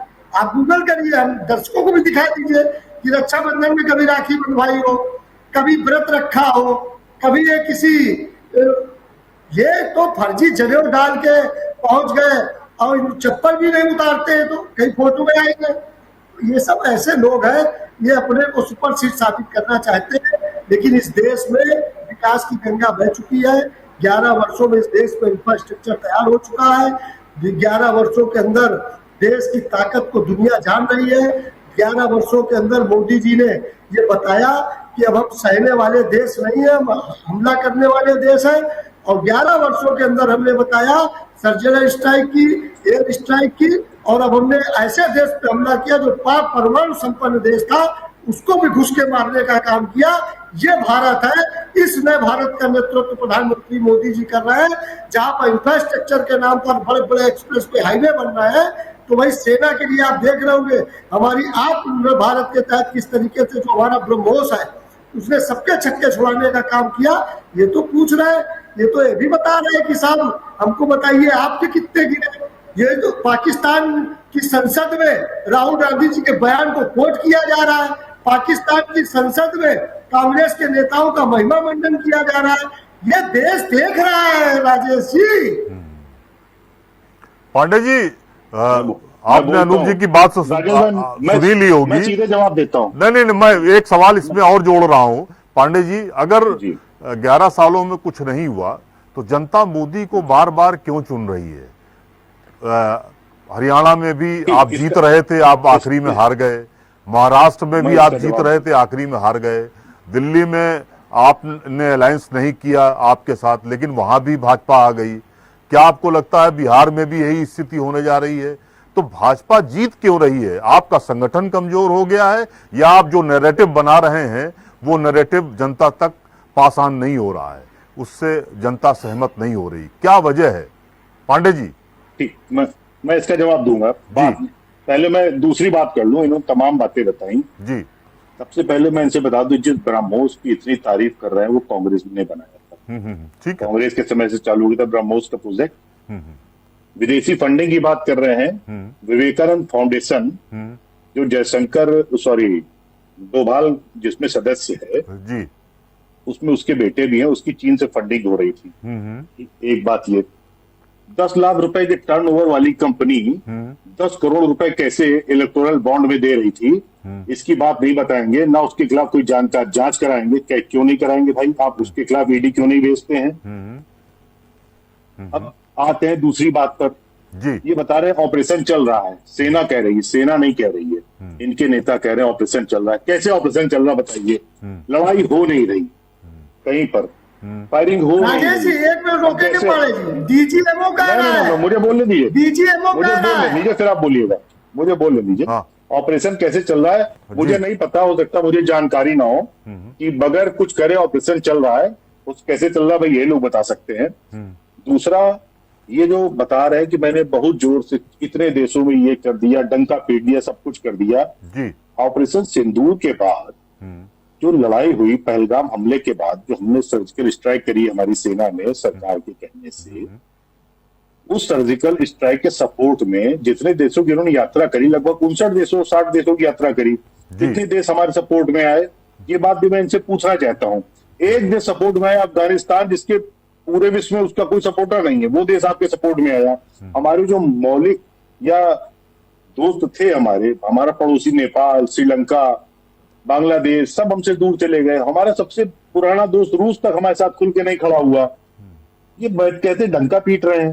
ट्रंप 12 बार कह चुका है कि मेरे कहने से मैंने व्यापार रुकवाने की धमकी देकर सीज फायर कराया है, उसका खंडन आज तक मोदी जी ने क्यों नहीं किया? बड़े वैसे तो बड़े my dear friend mister Donald Trump कर रहे थे, अब कहां चले गए वो कहने वाले? वो बात नहीं बताएंगे आप कि आपने सीज फायर क्यों किया, किसके कहने से किया जब हमारी सेना जीत रही थी? आप कहते हैं राहुल गांधी पाकिस्तान की संसद में उनके वो चल रहे हैं, तो आप सरकार हमारी छुपा क्यों रही है कि हमारे कितने प्लेन गिरे? हमारा सीडीएस कह रहे हैं कि हमारे प्लेन गिरे हैं, लेकिन हमने उससे सबक लेकर आगे की कार्रवाई करी। दूसरा, हमने कभी किसी हमारी पार्टी ने सेना के अगेंस्ट तो जाके बोला नहीं। आप लोग अपने जो मन में कह देंगे सेना के अगेंस्ट बोला, सेना के अगेंस्ट बोला, कोई नहीं बोलता। आप लोग सेना के अधिकारियों को फोटो लगाएं, जो कानूनन रूप से गलत है वो आपको ठीक है, लेकिन आप लोग ये जो कहना है सेना के खिलाफ बोला वो गलत है। अब आपसे भाजपा की जीत वाली बात आपने कही। जी जी जी। तो राजेंद्र भाई, अभी कुछ दिन पहले एक वोटर लिस्ट आई थी सामने निकलकर, जिसमें एक राम कमल नाम का एक आदमी था, मेरे पास फोटो भी है उसकी अभी भी। राम कमल नाम का या राज कमल नाम का आदमी था, हरियाणा का। उसके 30 बच्चे साहब, 15 साल 16 साल की उम्र का अंतर आ रहा था और 30 बच्चे। ये फर्जीवाड़ा है इनका। हम लोग बूथ पे बैठते रहे हैं, शायद अनूप जी भी बैठे होंगे, अगर बड़े नेता होंगे तो शायद नहीं बैठे होंगे बूथ पर। जब हम लोग बूथ की वोटिंग होती है पूरी, हमको साफ को मालूम पड़ जाता है कि कितने % वोटिंग हुई है, या हमारे 1000 वोट है इस बूथ पर तो हमारे 500 वोटिंग हुई, 600 वोटिंग हुई, 700 जो भी है हमें पता होता है। हम लोग उसकी एक स्लिप बना के उस पर चस्पा करी जाती है, जो भी बैलेट बॉक्स की पेटी होती है या पहले मत पेटी होती थी उस पर चस्पा होती थी और एक फॉर्म होता था उसमें भरा जाता था। उसके बाद से 2 दिन के अंदर चुनाव आयोग की एक रिपोर्ट आ जाती थी कि भाई इतने % वोटिंग हुई। अब क्या है, इन्होंने सारी संस्थाओं को जकड़ लिया है, चुनाव आयोग को भी जकड़ लिया है। मैं इस मंच से सबके सामने कह रहा हूं, हरियाणा महाराष्ट्र की पोलिंग जब हुई उसके बाद काउंटिंग जिस दिन होनी थी उससे एक दिन पहले 7 से लेकर 11% तक वोटिंग क्यों बढ़ा दी चुनाव आयोग ने? जब हम जवाब मांगते तो जवाब नहीं दिया जाता है। चुनाव आयोग कहता हमने जवाब दे दिया, लेकिन कोई जवाब नहीं है। आप कैसे बढ़ा सकते हैं? जब 7 दिन हो गए आपको पोलिंग कराए हुए, आप 7 दिन बाद कह देंगे इतने % वोट बढ़ गया। ये बेईमानी हो रही, इसलिए ये जीत रहे हैं। इनके जीतने का कोई आधार और नहीं है, लेकिन यही आधार है इनके पास। लेकिन पांडे जी, आज तो चुनाव आयोग ने क्लेरिफिकेशन के तौर पर कहा है कि अगर राहुल गांधी लिखित हमें पत्र देंगे और स्पेसिफिक तथ्य रखेंगे तो हम उनको स्पेसिफिक जवाब देंगे। इसमें कौन सी बात है? अभी तक चुनाव आयोग को पहले भी पत्र लिखे गए हैं जी। और उनका जवाब वही होता है जो भाजपा सरकार चाहती है। चुनाव आयोग अपनी उसकी कोई हैसियत रह नहीं गई है। हाँ। वो सिर्फ वही करेगी, वही जवाब देगी जो भाजपा सरकार चाहेगी। तो क्या आप देख लीजिए, तो जी, क्या जी, बोलिए, देश में अघोषित कर्फ्यू वो इमरजेंसी लगी आपातकाल हुई है, बिल्कुल अघोषित आपातकाल है। ये आप- आपने सारी संस्थाओं पर अपने लोग बैठाल दिए। मैं एक उदाहरण देता हूँ, एक कानपुर के कुलपति हैं। नहीं तो आपकी सरकार में भी तो पांडे जी, आपकी सरकार में तो तमाम लेफ्टिस्ट मानसिकता के भी लोग तो बैठे हुए थे। ऐसा थोड़ी है कि अगर यहाँ हिंदू मानसिकता के लोग हैं तो आपकी सरकार में लेफ्ट के लोग नहीं बैठे थे। तो बात तो वही होगी, सत्ता में जो लोग रहेंगे वो अपना फायदा देखेंगे। सर, सबसे पहले जी। किसी धर्म जाति की मानसिकता के लोग सत्ता में नहीं होने चाहिए। सत्ता में होने चाहिए वो लोग जो देश के लिए सोचते हो, करते हो। जी। मैं इनसे पूछ रहा हूँ, आप मेरा सवाल नोट करिएगा। जी। पिछले 11 साल में कितने पावर प्लांट का शिलान्यास हो गए? नहीं जवाब होगा तो देना नहीं चाहेंगे। ये बात करेंगे राहुल गांधी की जात क्या, मुझे बता दो, ये इसकी बात करेंगे। आप डेवलपमेंट की बात नहीं करेंगे। आप डेवलपमेंट बताएं क्या? शौचालय।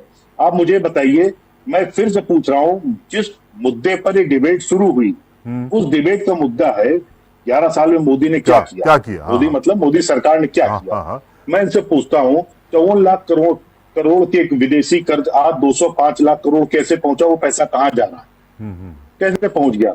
टोल टैक्स हर साल जब सड़क की कीमत निकल आई, पहले जब चुंगी लगा करती थी, किसी पुल की कीमत निकल जाए उसके बाद चुंगी बंद कर देते थे। अरे आप मेंटेनेंस के लिए पैसा लीजिए, आप टोल कम करिए, आप टोल बढ़ा क्यों रहे हैं हर साल? मैं ये पूछना चाहता हूं, क्यों टोल बढ़ रहा है हर साल? जीएसटी का आप कलेक्शन बड़ी वाहवाही करते हैं कि मैंने इतना जीएसटी कलेक्शन कर लिया। आप एक सामान्य से आदमी जो 10,000 प्रीमियम साल में देने में जिसकी ऐसी तैसी हो जाती हो, आप उस पर 18% जीएसटी लगा रहे हैं। एक बहुत पहले राजा हुआ करता था कंस, जिसका वध भगवान श्री कृष्ण ने किया था। वो बड़ा धूर्त राजा था।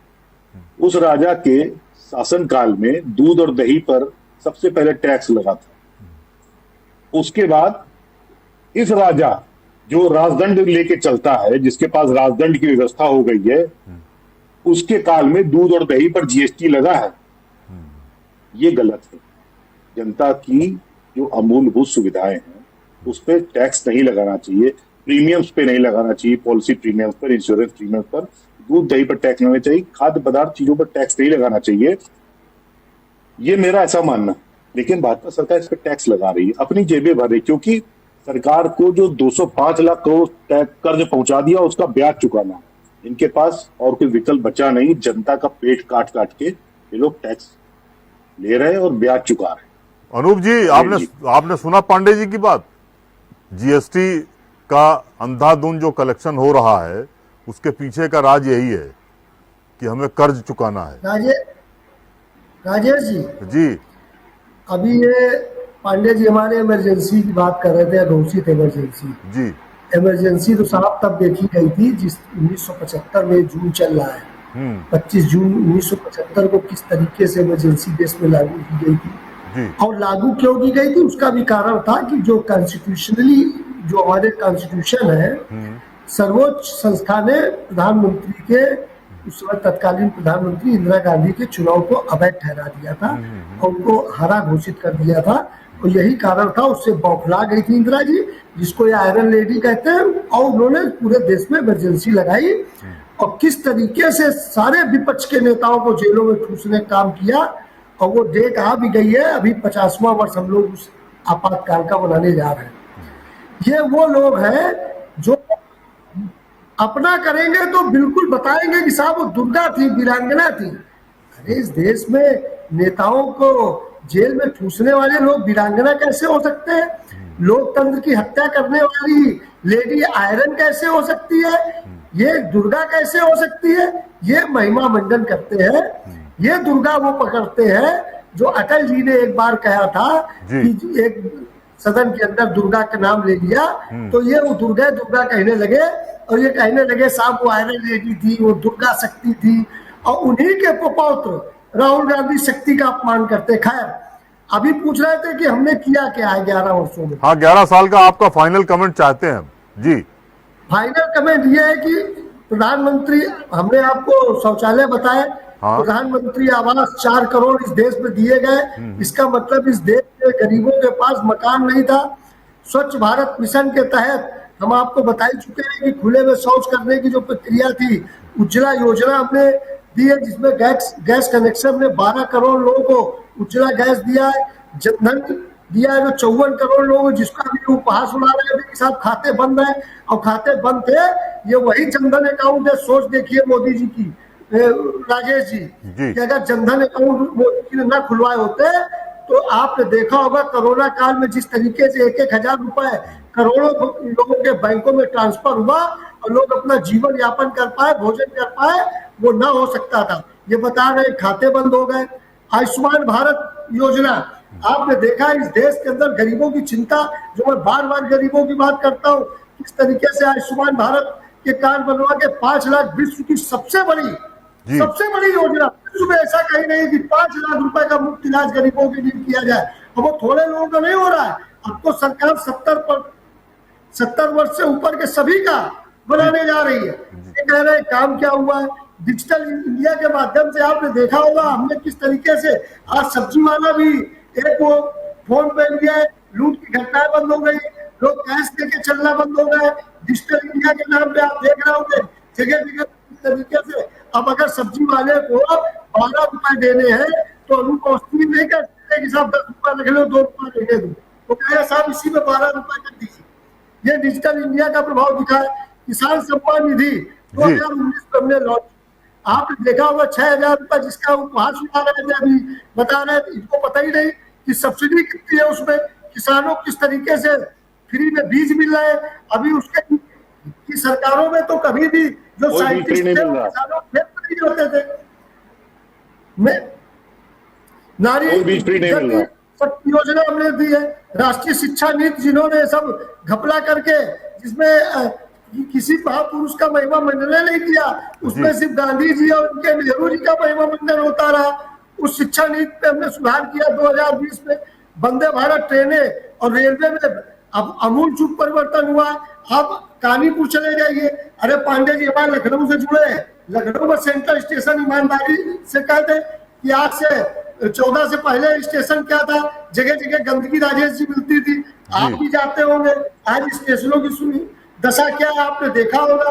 अमृत भारत के नाम पर कितने स्टेशनों का सुंदरीकरण अभी मोदी जी ने अभी हाल ही में किया है। सड़क और एक्सप्रेसवे का इंफ्रास्ट्रक्चर तो पूरे देश में, उसमें चुनाव भी शामिल है, जो परसों कह रहे हैं कि साहब हमने उसको शुरू कराया था, या आपने शुरू कराया था। आपने शुरू तो सब कराया था, लेकिन उसको क्रियान्वित कोई नहीं किया, और अब झूठे बताते हैं कि मैंने उसका पैसा ट्रांसफर कर दिया था। आपने कभी इस देश में इंफ्रास्ट्रक्चर बनाना चाहिए नहीं। आप बता रहे IIT कानपुर में दे दी थी, अरे आप IIT कितनी दिए, क्या 2 IIT से इस देश काम चल जाएगा? बता रहे कोरोना अरे साहब 11 वर्ष आंकड़े सही करिए। तो संस्कृति के नाम पे आपने देखा होगा पूरे भारत के मंदिरों की, बड़े बड़े तीर्थ स्थलों की दिशा और दशा सुधारने का उत्तर प्रदेश से हर जिले की पहचान बनाने के लिए 1 डिस्ट्रिक्ट 1 प्रोडक्ट लाए। ये कभी क्यों नहीं लाए है? क्या ये हमारे काम को अच्छा नहीं कह सकते? उसका कारण है कि ये राहुल गांधी के प्रवक्ता है, और राहुल गांधी की जात नहीं पता है देश को। सोनिया प्रियंका गांधी ने राखी कब बांधी, सनातन संस्कृति की बात कर रहे थे पांडे जी, पूरा गोल गोल जलेबी घुमा गए। ये नहीं बता पाए कि एक फोटो दिखा दे कि सोनिया प्रियंका गांधी ने कभी राहुल गांधी की राखी बांधी हो, वो भी नहीं दिखाएंगे। 11 साल में जरूर था बताना। तो ये सब फर्जी कपोल कपटी लोग हैं, ये सब चांदी की चम्मच से खाने वाले लोग हैं। देश की गरीब जनता ने इनको सत्ता से बाहर कर दिया है, अब ये सत्ता में आने वाले लोग नहीं है, इसीलिए बिलबिला रहे। एक गरीब का बच्चा जो देश का प्रधानमंत्री है, इनको हजम नहीं हो रहा है, वो गरीबों के लिए काम कर रहा है, इसलिए इनको हजम नहीं हो रहा है। ये अडानी ले आते हैं, ये अंबानी ले आते हैं, ये इंफ्रास्ट्रक्चर डेवलप जब होता है अभी तो ये छोड़ देते हैं। ये सब ये देश विरोधी, ये विकास विरोधी लोग हैं।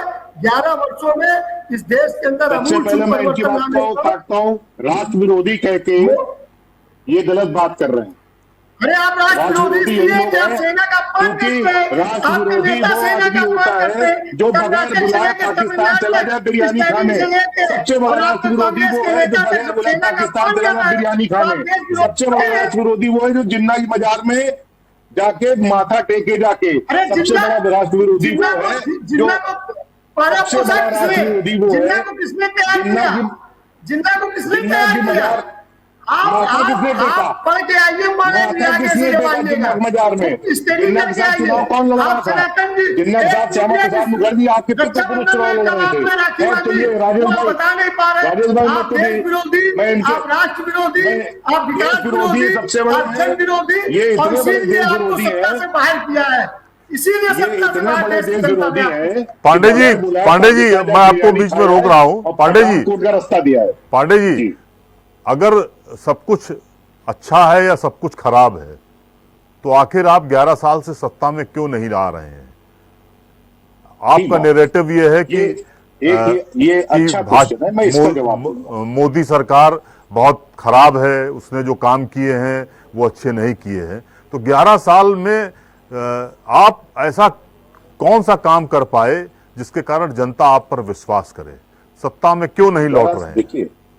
देखिए मोदी सरकार ने सबसे बड़ा ये काम किया है कि उन्होंने मीडिया चैनल्स, जो तमाम इलेक्ट्रॉनिक मीडिया चैनल्स हैं, वो लोग आज आप उन पे देखिए तो उसकी जितने भी वहां के एंकर्स बैठे होते हैं वो भाजपा प्रवक्ता बन के बात करते हैं, वो जनता तक सच्चाई को पहुंचाते ही नहीं है। और टेलीविजन या इलेक्ट्रॉनिक मीडिया एक बहुत बड़ा साधन है जनता तक अपनी बात पहुंचाने का। आज मैं जिस भी चैनल उठा के देखता हूँ, एक चैनल था एनडीटीवी, उसको भी इन्होंने अपने हिसाब से खरीदवा लिया, इसलिए जनता तक विपक्ष की बात पहुंचती नहीं है। विपक्ष क्या करता है उसको ये लोग गलत बना के पेश करते हैं, सीधी बात जनता तक वहां पहुंचा नहीं पाते हम लोग जनता तक, क्योंकि हमारे पास मीडिया चैनल्स नहीं है जैसे आपके पास है। आपके पास मतलब भाजपा वालों के पास, इसलिए हम लोग अपनी बात पहुंचा नहीं पा रहे हैं जनता तक। फिर भी हम लोग जितना कर रहे हैं, पहली बार चुनाव जब हम लोग हारे, एक झूठ पर हारे, एक जो कहा जाए कि एक झूठ का पूरा आडंबर रच दिया गया, 2G घोटाला, कोल स्कैम, और ये जो कलमाली जी का था खेलकूद वाला कॉमनवेल्थ घोटाला। अभी कुछ दिन पहले अदालत से सारी चीजों पे कोई भी निष्कर्ष नहीं किया, सब बरी हो गए, कोई घोटाला नहीं माना गया। लेकिन ये लोग तो अपना रायता फैला चुके थे झूठ का, और जनता उस झांसे में फंस गई है। ये इस वजह से हम दूसरी बात ये कि हम अपनी बात पहुंचा नहीं पा रहे हैं, क्योंकि मीडिया इनके हिसाब से चलती है। चाहे मैं कितने पत्रकारों का नाम ले लूं, रोमाना खान हो जाए, रूबिका लियाकत हो जाए, जराउम कस्से हो जाए, चित्रा त्रिपाठी हो जाए। तो पांडे जी, क्या आपको लगता है कि पब्लिक जो है वो मीडिया के परसेप्शन से चलती है क्या? मुझे लगता है कि ग्रास रूट लेवल पे जो काम होना चाहिए वो शायद कांग्रेस की तरफ से नहीं हो पा रहा है, इसीलिए शायद 11 साल से सत्ता से दूर है। आपको क्या लगता है? कांग्रेस तरफ से ग्रास रूट लेवल पर बहुत काम हो रहा है, हम लोग काम करते हैं जी, हम लोग जाते हैं जनता के बीच में जाते हैं, कई चीजें बताते हैं जी। और क्योंकि दो चीजें आ जाती सामने कि हम जनता तक क्या पहुंचा पाए, क्या बता पाए, और उसके बाद जनता ने 6 दिन वही टेलीविजन सेट देखा, इनकी झूठ मनगढ़ंत बातें सुनी, जनता के दिमाग में फिर वही आ गया कि अरे अरे तो ऐसे है। सबसे बड़ा इसमें कारण है मीडिया अगर अपनी सही बात पर आ जाए, जैसे आप राजन भाई कर रहे हैं, अगर उस तरीके सारे मीडिया वाले करने लगे तो कहीं नहीं टिकेंगे। दूसरा, कुछ इन्होंने बात कही, मैं उस पर बात बोल देता हूँ। आयुष्मान भारत योजना की बात कर रहे हैं, बहुत अच्छी योजना है, मानता हूँ मैं, बहुत अच्छी योजना है, इसमें कोई शक नहीं मुझे। लेकिन आज तमाम जो निजी अस्पताल हैं आयुष्मान योजना का काम नहीं कर रहे हैं, इस वजह से नहीं कर रहे हैं क्योंकि उसका पैसा 6-6, 8-8 महीने तक नहीं आ रहा है। और नर्सिंग होम्स वालों का कहना है, स्पष्ट रूप से मेरी बात हुई है कि जब तक मैं ऊपर पैसा खिलाता नहीं हूं वहां से पैसा नहीं आता है। ये नहीं मानेंगे इस बात को, क्योंकि इन्हीं सरकार है। 25 लाख तक का इलाज राजस्थान में देना गहलोत सरकार ने शुरू किया था, बाद में वो हार गए, फिर वो एक अलग बात है।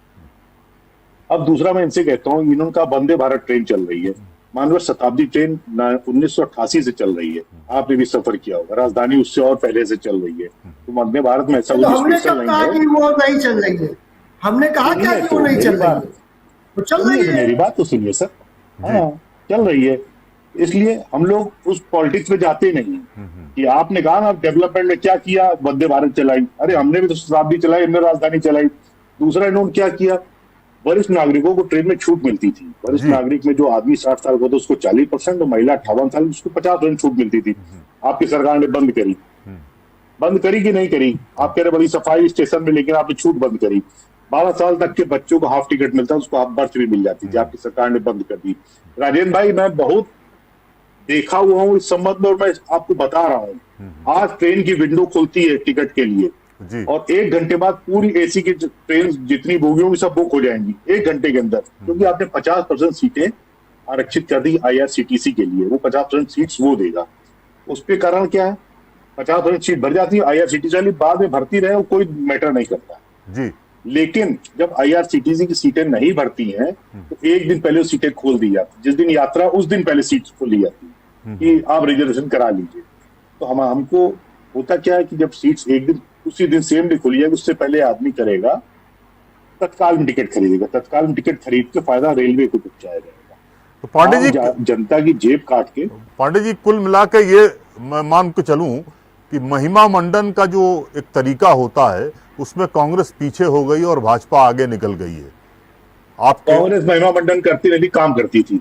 महिमा मंडन ये लोग करते हैं अपना और काम नहीं करते।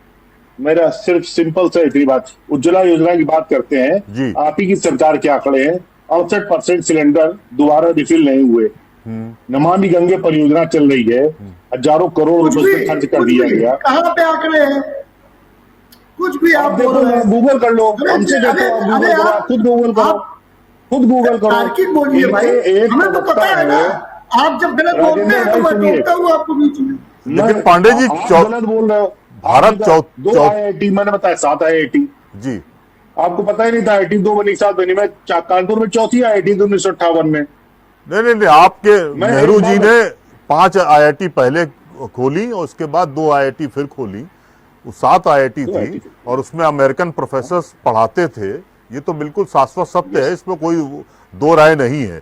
लेकिन मुझे लगता है कि मोदी सरकार में भी बहुत सारे एम्स, बहुत सारे IIT और बहुत सारे टेक्निकल ऑर्गेनाइजेशन या इंस्टीट्यूट खुले हैं। ऐसा नहीं है, इसे इनकार नहीं किया जा सकता है। हम फाइनल कमेंट दोनों लोगों से जानना चाह रहे हैं, पांडे जी आपसे ही, कि 11 साल आप अगर हम एक सेंटेंस में जाना चाहें तो कैसे गुजरे, और अनूप जी आपसे भी जाना चाहेंगे कि कैसे गुजरे। पांडे जी एक सेंटेंस में 11 साल जी, मैं एक सेंटेंस बोलूंगा जी। 11 साल जनता बेहाल।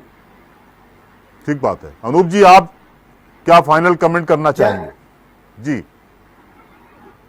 11 साल में देश की जनता देश को आगे बढ़ते देख रही है। और आप देखेंगे कि जब हम 11 वर्ष की उपलब्धियां बना रहे होंगे तो दूसरी ओर देश की जनता भी उसका जय जयकार कर रही होगी। अभी हम जनता के बीच जा रहे हैं अपना रिपोर्ट कार्ड लेके। हम पहले ऐसे व्यक्ति हैं जो अपना रिपोर्ट कार्ड जनता के बीच में लेके जाते हैं हर 5 साल बाद। हर 5 साल बाद जनता के बीच रिपोर्ट लेके जाते हैं और पूरा पत्रक लेके जाते हैं, जनता से मिलते हैं, जनता की उनसे बात सुनते हैं। आयुष्मान कार्ड के भारतीय जनता पार्टी जगह जगह कैंप लगाएगी। जिनको दिक्कत आएगी उनको कैंप मिलेगा, राशन मिलेगा। कोरोना काल में आपने देखा होगा राजेश जी, किस तरीके से भारतीय जनता पार्टी का एक एक कार्यकर्ता सड़क पर उतर के आया था। उसमें बहुत सी कैजुअलिटी भी भारतीय जनता पार्टी के लोगों की हुई थी, लेकिन हमने देश की सेवा की। हम देश सेवा के लिए राजनीति में आए। हम इन लोगों की तरह चांदी के चम्मच पे खाने और टीवी हो गई, इसलिए मैं दोबारा बोल देता हूँ फिर से एक बार। अरे हाँ बोल दीजिए, बात कर रहे हैं। जी जी, कोरोना काल की बात कर रहे हैं। जी जी। अब क्योंकि मेरा दवाओं का ही काम है, हाँ भाई मेरा दवाओं का ही काम है। मैं एक दवा के सिलसिले में, कार्य के सिलसिले में जी मेडिकल कॉलेज कानपुर आया हुआ था। हाँ। मेडिकल कॉलेज में मैं पूरी बात नहीं बताऊंगा क्योंकि आप लोग ईडी भेज देंगे उन साहब के यहाँ जी। मेडिकल कॉलेज में एक डिपार्टमेंट के बाहर 40 डब्बे रखे हुए थे। तो मैंने उन साहब से पूछा वहां पर जो अधिकारी बैठे हुए थे कि भाई साहब इस पे क्या रखा है इतने बड़े डब्बों में। तो उन्होंने बताया सो कॉल्ड वेंटिलेटर्स रखे हुए हैं। गौर करिएगा मेरी बात को, सो कॉल्ड वेंटिलेटर्स। जी जी जी। मैंने कहा सो कॉल्ड क्यों बोल रहे हैं? बोले इसमें वेंटिलेटर के नाम पर बाइपेप मशीन्स भेजी गई हैं। इनकी कीमत 1 लाख रुपए से 1.25 लाख या 1.5 लाख रुपए होती है जी। और प्रधानमंत्री केयर फंड से आई थी ये जी। जो यहाँ पर वाउचर साइन हुआ था रिसीविंग का जी। उसमें 17 लाख रुपए एक मशीन का लगा हुआ था। 17 लाख रुपए जी। क्या वेंटिलेटर भी 17 लाख का नहीं आता अच्छी से अच्छी कंपनी का? मैं यहाँ पर बता रहा हूँ पूरे दावे के साथ।